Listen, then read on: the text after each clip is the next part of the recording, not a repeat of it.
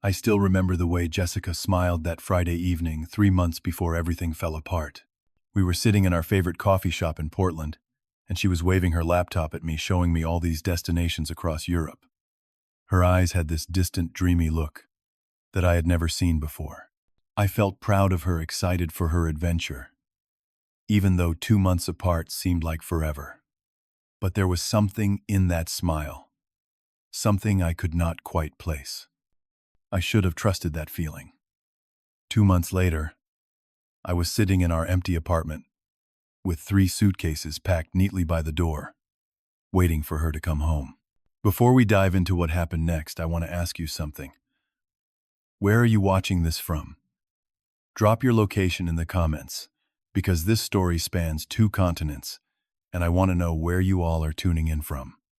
And hey, if you have ever felt that gut feeling that something was off in your relationship, go ahead and hit that like button. Subscribe if you are not already part of this community, because what happened next taught me the hardest lesson about trust. And honestly, you might want to hear this before it happens to you. This is about how a person can completely change in just a few weeks, and how sometimes the bravest thing you can do is not fight for someone to stay, but to have enough self-respect to let them go. So let me take you back to where it all started. Jessica and I had been together for 2.5 years when she first mentioned the trip. We met through mutual friends at an art gallery opening in Seattle, one of those pretentious events where everyone stands around pretending to understand abstract paintings while drinking cheap wine. But Jessica was different that night. She actually had opinions. Real ones. Not the kind people say to sound smart. We connected instantly. A year before the trip, we moved to Portland together, sharing a cozy, one-bedroom apartment near the Pearl District. Our life had a rhythm to it. I worked from home as a software engineer, which meant I was always around. Jessica went to her marketing coordinator job downtown every weekday. Coming home around 6, we had our routines. Sunday evenings were for cooking together, usually something experimental that would either turn out amazing or completely inedible. Weekend mornings we would bike along the Willamette River, stopping at food carts, laughing at inside jokes that only we understood. I was the practical one, the steady one. I liked structure plans, knowing what came next. Jessica was creative, spontaneous, always talking about someday traveling the world. But it was always someday, never now, until it became now. It started on a Monday morning in early April. I was making coffee while Jessica blended her usual green smoothie. The kitchen smelled like spinach and bananas, and I was telling her about a bug I needed to fix in my code when she mentioned it casually. Her coworker Kara just got back from backpacking through Europe for 3 months. I looked up from pouring my coffee. Jessica had this look on her face, dreamy and distant, the same look I would see months later in that coffee shop. She was staring out the window, holding her blender cup, not drinking it. What did she say about it? I asked. Jessica turned to me, and her eyes were different. That it changed her life. That everyone should do it. At least once. That she felt like she finally knew who she was. The words hung in the air between us. I should have paid more attention to them. Over the next few weeks, I watched Jessica change, in small ways. After dinner, instead of us watching shows together, she would pull out her laptop and watch travel vlogs on YouTube. Hour after hour of strangers hiking through mountains, eating street food in foreign cities, sleeping in hostels. She started saving posts on Instagram about solo female travel in Europe. Her phone screen time notifications showed she was spending 4, sometimes 5 hours a day on this stuff. Then came the conversation I did not see coming. It was a Tuesday night, 3 weeks into her travel obsession. We were on the couch, and I was giving her a shoulder massage. She had been tense lately, complaining about work stress. My thumbs worked into the knots in her shoulders, when she suddenly went still. "What if I went away for the summer?" she said quietly. Like really went away. June through August. My hand stopped moving. That is 10 weeks, Jessica. I know. But I need this, Alec. Do you not ever feel like you are losing yourself in us? The question hit me wrong. Losing herself in us. We were good together. We were stable, happy. At least I thought we were. But I did not want to be that boyfriend, the controlling one who held her back from her dreams. If you need it, I will support you, I heard myself say. She turned around and kissed me, but something about it felt off. It was quick, almost obligatory. Not the deep, slow kisses we usually shared. That night I lay awake long after she fell asleep, watching the shadows move across our ceiling, feeling like something fundamental had shifted and I could not name what it was. The next 2 weeks before her departure were strange. Jessica started going to the gym 5 times a week, instead of her usual 2. She bought new clothes, sundresses, and hiking outfits, things I had never seen her wear. She changed her phone password. We had always known each other's passwords. Hers used to be 1209, my birthday. Now it was Face ID only. When I asked why, she said she was trying to be more security conscious. Made sense, I guess. But it felt like a door closing. She talked about Kara constantly. Kara said this about Rome. Kara recommended that hostel in Amsterdam. Kara. I started to resent someone I had met maybe twice at Jessica's work happy hours. Then one Wednesday evening, I came home early from a client call that got canceled. I walked into our apartment and heard Jessica's voice from the bedroom. She was on a video call, laughing in a way I had not heard in weeks. I walked closer and saw her laptop screen through the doorway. It was not just Kara.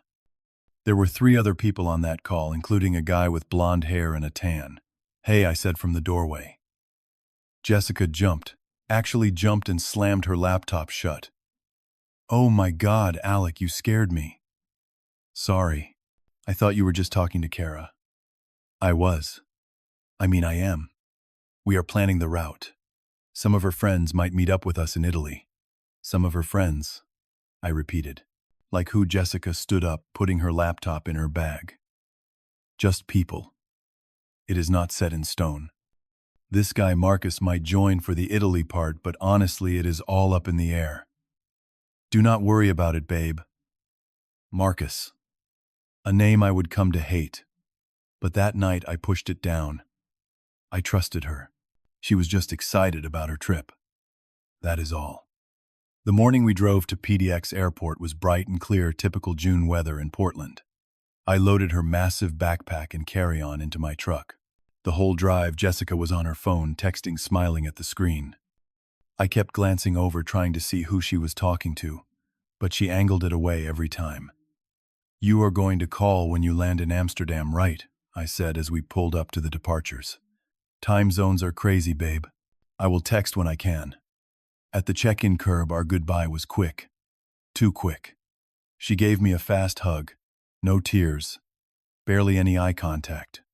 I love you, I said into her hair. Love you too. She mumbled into my shoulder. Then she was gone, rolling her suitcase through the automatic doors, not looking back once. I sat in my truck for 20 minutes, watching other couples say goodbye. Some were crying, holding each other like they were going off to war. Us. It felt like she could not wait to get away. Something is wrong, I thought. But I started the truck and drove home, telling myself it was just normal separation anxiety. I was so wrong. The first few days were manageable. Jessica texted me when she landed. Landed safe. Hostel is amazing. Talk, soon followed by a string of emojis. But the promised phone call never came. When I messaged asking how Amsterdam was, she would respond hours later with short, generic answers. Busy exploring. So beautiful here. Photos later. The photos never came either. By day 4, I started checking her Instagram more than I wanted to admit. She was posting stories constantly, but none of them tagged me. I watched her at bars, at clubs, on beaches, always surrounded by people I did not recognize. And there was this one guy who kept appearing in the background. Tall, blonde, athletic looking. Every time I saw him, something twisted in my stomach. Her captions were all about finding herself living her best life, solo travel energy. But she was never alone in the photos. On day 7, I could not take it anymore. It was 2 in the morning in Portland, which meant 8 in the morning in Europe. I saw her status show active on Instagram, but she had not read any of my messages from the day before. I tried calling on FaceTime. Declined. I stared at my phone in the dark bedroom. The sheets on her side were still tucked in untouched for a week. I texted, "Everything okay? You seem busy. Just want to hear your voice." 4 hours later, she replied, "All good. Just exhausted from walking all day. Love you." But 10 minutes before she sent that she had posted an Instagram story of herself at a beach party at sunset cocktail and hand dancing. She was not exhausted. She was avoiding me. Week 2 was when things got real. I was scrolling through Instagram late one night, not even looking for anything specific, when I accidentally clicked on Jessica's tagged photos. There were a bunch of new ones I had not seen. My heart started pounding before I even understood why. The account that tagged her was called Marcus J. Travels. I clicked on it. There he was, the blonde guy from the background of her photos. Except in his photos, he was not in the background. Jessica was right next to him, his arm around her waist, both of them grinning at the camera in front of colorful buildings built into a cliff. The location tag said Cinque Terre, Italy. I scrolled through his feed. There were at least 8 photos of them together. Hiking, eating gelato, on a boat. At sunset, his captions were full of heart emojis and tags. "Best travel partner I could ask for," one said. "Living the dream with this one," said another. And Jessica had liked every single one. Commented on some with fire emojis and hearts. My hands were shaking. I went back to our text thread. 3 days ago, Jessica told me she was in Prague with Kara. I specifically remembered because I had asked how the architecture was, and she sent me a generic response about how beautiful and historic everything was. But according to Instagram, she was in Italy with Marcus, just the 2 of them. I took screenshots of everything. My mind was racing. Maybe there was an explanation. Maybe she went to Italy after Prague. Maybe Kara was there too, just not in the photos. I was grasping at reasons at hope. I texted her, "Hey, how is Prague, Kara? Having fun?" 8 hours passed. Then finally, "Yeah, it is beautiful. So much history. Can you send me a photo of you too? Phone is almost dead. Will tomorrow." Tomorrow never came. By week 3, I could not eat, could not sleep, could not focus on work. I was checking my phone every 5 minutes, watching her Instagram stories, like they were evidence in a trial, which I guess they were. At 2 in the morning on a Wednesday, I broke. I could not do this anymore. I called her, not caring what time it was in Europe. She picked up on the 4th ring. She sang Gode. I do na. Day do 9. Day do 9.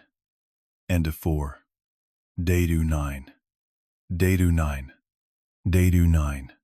Header 9. Day do 9. Alec. It is late here. What is wrong? In the background, I could hear music people laughing. A male voice saying something I could not make out. Where are you? What do you mean? Where am I? I am out with Kara. We are at a hostile common area. It is loud. Who is Marcus? Silence. Complete silence. Even the background noise seemed to fade. How do you? Are you stalking my Instagram? That is not cool, Alec. Not cool. You are lying about where you are and who you are with. I need space right now. This is exactly why I needed this trip. You are being controlling. Controlling.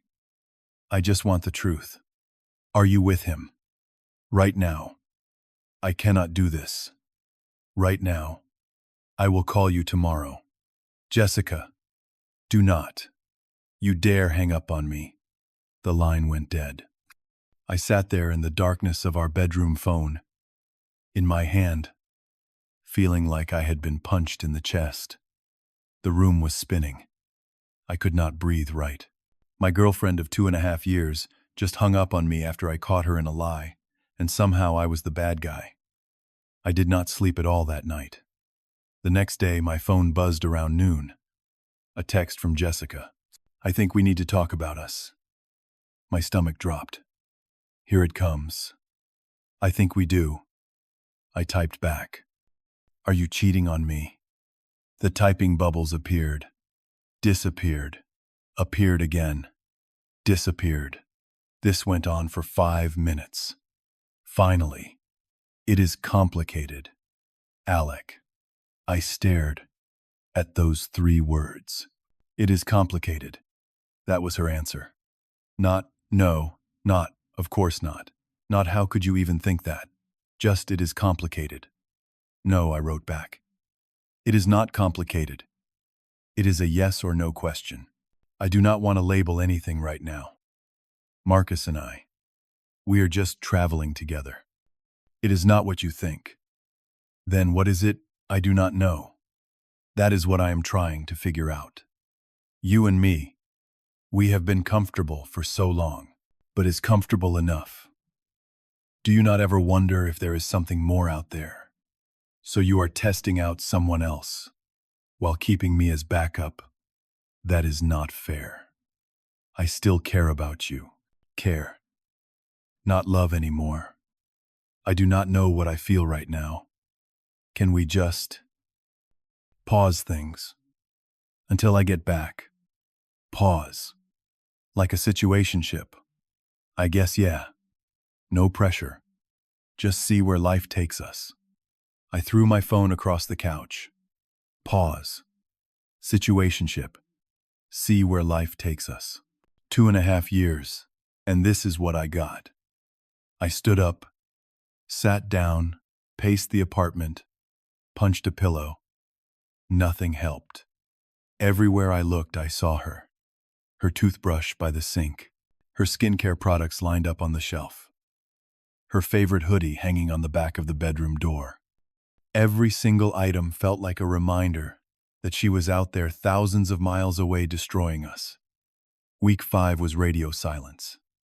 Jessica stopped texting entirely, but her Instagram was more active than ever.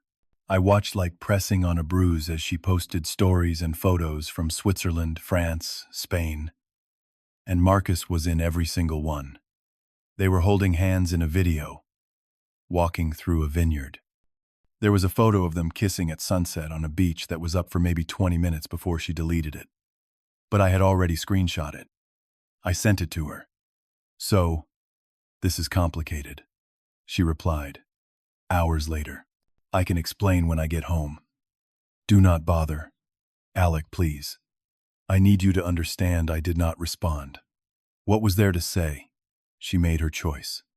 That night I sat on our bedroom floor with her closet open. Her dresses hung neatly, her shoe collection organized by color. I opened her dresser drawers. In the bottom one, underneath some old sweaters, I found a box.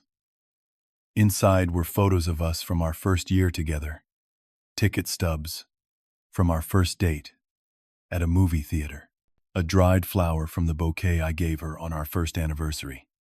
Love letters I wrote her when I traveled for work conferences. She kept all of this, every memory, every memento, but she was willing to throw away what it all meant for some guy she met on vacation. I closed the box, stood up, and wiped my eyes. That was when it clicked. The sadness turned into something else. Clarity, decision, determination. I pulled out my phone and checked the calendar. Jessica was coming home in 3 days. 72 hours. I opened my laptop and went to Amazon. 3 large suitcases. Overnight shipping. If she wanted uncomplicated, I would give her uncomplicated. She wanted to find herself in Europe. She was about to find all her stuff on the curb. Day 1 before Jessica's return. I woke up at 6 in the morning. I did not feel sad anymore. I felt focused, clear. For the first time in 5 weeks, I knew exactly what I needed to do. I made coffee, sat at the kitchen table, and wrote a list. Pack all of Jessica's belongings. Document everything with photos. For my protection. Change the locks. Contact our landlord about removing her from the lease. Prepare my final words. The suitcases arrived at 10. I opened the first one in the living room and started with her closet. Every dress, every shirt, every pair of jeans. I folded them neatly. I was not going to be petty about this. I was not going to cut up her clothes or throw them in trash bags. I was just done. Each item I folded brought back a memory. The blue sundress she wore on our first date at Powell's bookstore. The running shoes we bought together when we decided to train for a 5K. The cookbook we used to make pasta every anniversary. With each memory, I felt a piece of my heart detach, but in a good way. Like shedding weight, I did not need to carry anymore. Suitcase 1 clothes. Suitcase 2 shoes and accessories. Suitcase 3 personal items. Photos the memory box. I packed it all. There was also a cardboard box for kitchen stuff she brought from her old apartment books. Decorations. It took me 6 hours. When I finished, the apartment looked different. Bigger. Emptier. But also somehow lighter. Day 2, I handled the practical things. I called our landlord, Mr. Patterson. She is no longer living here, I explained. I need her off the lease. He was quiet for a moment. Son, I am sorry. I will draft the paperwork. At 1 in the afternoon, a locksmith showed up. New deadbolt, new door handle, new mailbox key. $230. Worth every penny. That evening, I rearranged the apartment. I moved furniture to fill the spaces her things left. Took down all the couple photos on the walls and replaced them with art prints I bought online. Her side of the closet I filled with my winter coats from storage. The bathroom counter, which used to be crowded with her products, now had just my stuff. It looked clean, spacious, mine. I ordered Thai food for dinner, something Jessica hated, and I always compromised on. I ate it on the couch watching a basketball game, something else she hated. For the first time, in weeks, I smiled. I realized how much of myself I had been shrinking to accommodate her preferences. Day 3. The day of her return, I woke up to a text at 8:47 in the morning. Landing. In 3 hours. Cannot wait to see you. We have so much to talk about. I stared at the message. The audacity. Cannot wait to see me. We have so much to talk about. Like she was coming home from a normal trip. I texted back. We sure do. See you soon. She responded immediately. I missed you. I have so many stories. I did not reply. I arranged the 3 suitcases and the box neatly by the apartment door. I taped a note to the top suitcase. Keys are with building manager. Do not contact me again. Then I left. I went to my coworker Brandon's apartment across the street. He had a clear view of our building entrance. You sure about this, man? Brandon asked as I sat by his window. More sure than I have been about anything.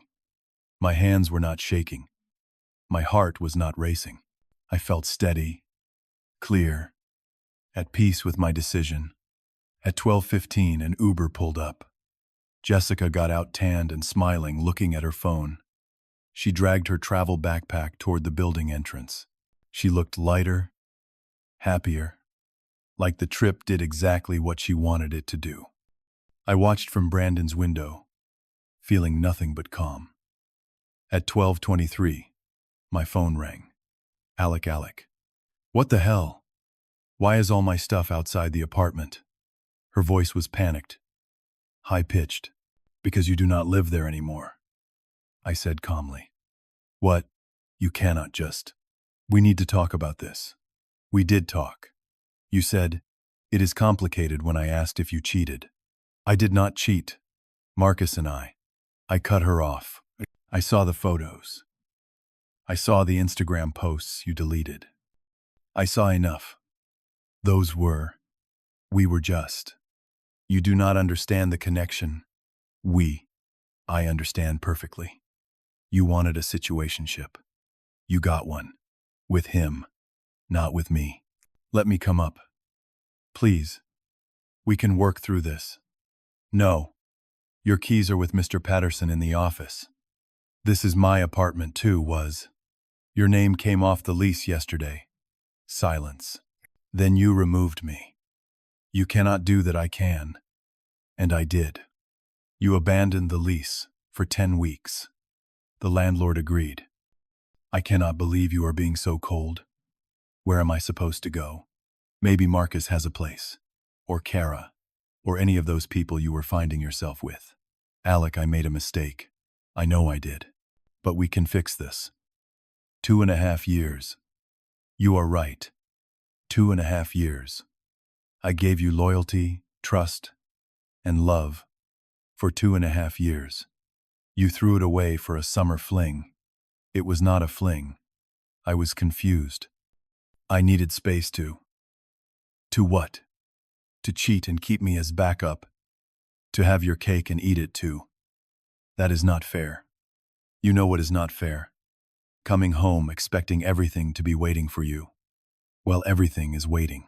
Your stuff. Outside. That is it. So that is it. You are just done. Yeah, I am done.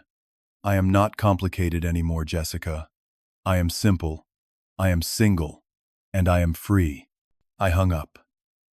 The phone rang again. I declined the call. A text came through.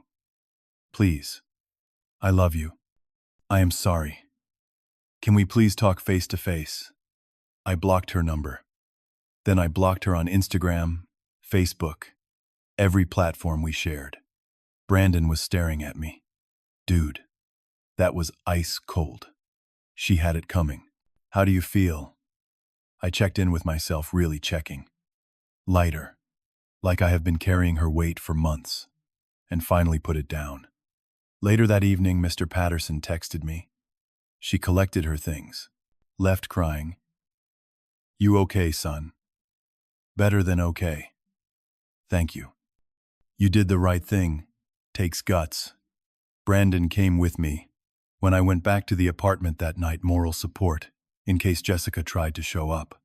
But she did not. I walked into my place. Our place. My place. Again. Every trace of her was gone.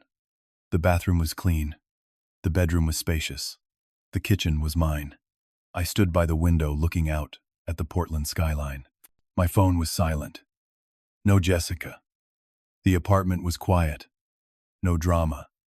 I took my first full breath in 10 weeks. She went to Europe to find herself. Turns out I found myself right here in this empty apartment, and I liked who I found. The first week after everything, the silence was strange. Not bad strange. Just different. I kept expecting my phone to buzz with her name, but it did not. Blocked numbers do not come through. I heard from mutual friends that Jessica was staying with Kara. Apparently, Marcus went back to California the day after she returned to the States. Their situationship ended the moment real life started. Funny how that works. I did not feel satisfaction hearing that. I did not feel anything. That was the surprising part. I started rebuilding my routine, but this time for me. Mornings I woke up early without having to tiptoe around anyone. Breakfast was whatever I wanted. No compromising. Work was easier too. My focus came back. Without constantly checking my phone for messages that made me anxious. I finished projects faster, better. Evenings were mine again. I joined a gym, something I had not done in years, because Jessica thought gym guys were douchey. I started cooking experiments without worrying if they were vegetarian friendly. I read fiction again. Jessica hated fiction, said it was a waste of time. One Thursday evening, I made myself a perfect, medium-rare steak. Jessica had been vegetarian, which meant I always cooked 2 separate meals or just ate what she ate. This steak sitting on my plate cooked exactly how I liked it, with garlic butter melting on top, tasted like freedom. By week 3, Brandon dragged me to a brewery. You need to remember how to live, he said. He introduced me to some of his friends. One of them was Trevor, a guy I went to college with, but lost touch with. Trevor grinned when he saw me. Dude, we missed you. She really had you locked down, huh? That is when I realized something. Jessica had slowly isolated me from my friends. Not in an obvious way. Just little comments here and there. Trevor parties too much. Brandon is immature. Your college friends are stuck in the past. And slowly, I stopped hanging out with them. Stopped making plans. Became just us. But us was gone. And I was rediscovering who I was before us. I joined a hiking group that did Mount Hood trips on weekends. I took a woodworking class at a community center and built a coffee table which was therapeutic in ways I did not expect. I even joined a book club. We read literary fiction, the kind Jessica said was pretentious. 6 weeks after the breakup, on a Saturday afternoon in late July, I was at Powell's bookstore. My first time back since Jessica left. I was browsing the travel section, testing myself, seeing if I could look at guidebooks to Europe without feeling bitter. Alec. I knew that voice before I turned around. Jessica. She looked different. Thinner, but not in a healthy way. Her hair did not have its usual shine. There were circles under her eyes. I must have looked different too, because her eyes widened when she saw me. I had put on muscle from the gym, gotten a tan from hiking, and I stood differently. More confident. More present. You look good. Really good, she said. Thanks. You too, I lied. She did not. But I was raised to be polite. I wanted to reach out, but I know you blocked me. Yeah, I am sorry. For everything. I was stupid. You were young. We both were. It is okay. Her eyes filled with tears. Is there any chance? No. That door is closed, Jessica, and I am okay with that. I understand. Her voice cracked. I hope you find someone who deserves you. I already did. Myself. We hugged briefly, awkwardly. Then I walked away, carrying my stack of books to the register. I did not look back. And the thing was, I did not feel angry anymore. I did not feel love anymore. I just felt indifferent. And that, I realized, was true freedom. 3 months after Jessica came home to packed suitcases, my life looked completely different. I was not dating anyone. I was not ready, and honestly not interested. My focus was on myself, on my career. I got promoted to senior engineer, on my hobbies. That coffee table I built was now in my living room, on my friendships. I had dinner with Trevor every other week. The apartment was completely mine now. New couch, new art on the walls, new energy. When I woke up in the morning, I did not think about Jessica. When I saw couples on the street, I did not feel triggered. I reopened my Instagram, not because I wanted to check on her, but because I genuinely did not care enough to keep it blocked. My mental state was peaceful, grounded, stronger than it had ever been. One Sunday morning, I sat on my new couch with coffee sunlight pouring through the window. I had started journaling, a new habit. I opened my notebook and wrote. She wanted to find herself in Europe. I found myself in the wreckage she left behind. Turns out, the best version of me was waiting underneath all that accommodation, all that hoping, all that hanging on. The situationship she wanted taught me the most important relationship I will ever have is the one with myself. And that relationship, it is not complicated. It is clear, honest, and finally whole. She said it is complicated when I asked if she cheated. I said not anymore, and meant it in every sense. My life is not complicated anymore. It is mine. I set down my pen and looked around my apartment. The suitcases were long gone, donated to charity, months ago. But the lesson stayed. Sometimes the bravest thing you can do is not fight for someone to stay. It is having the self-respect to pack their bags when they have already left in every way that matters. And you know what? I would do it again, in a heartbeat. So here is what I learned from all of this. Red flags are red flags. When your gut tells you something is wrong, listen to it. I ignored that look in Jessica's eyes that night at the coffee shop. I ignored the password change. I ignored the distance. Do not do what I did. Trust your instincts. You cannot compromise yourself away. Love should not require you to shrink to give up your friends, your hobbies, your identity. If you are changing who you are to keep someone happy, that is not love. That is losing yourself. Action beats hope. I spent 5 weeks hoping Jessica would come back to her senses, hoping it was all a misunderstanding, hoping we could fix it. That hope kept me stuck. The moment I took action, packing those bags, changing those locks, I got my power back. Your peace matters more than any relationship. Drama is not the price you pay for love.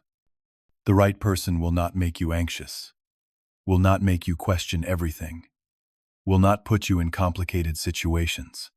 The right person will be simple, clear, easy, and closure is overrated.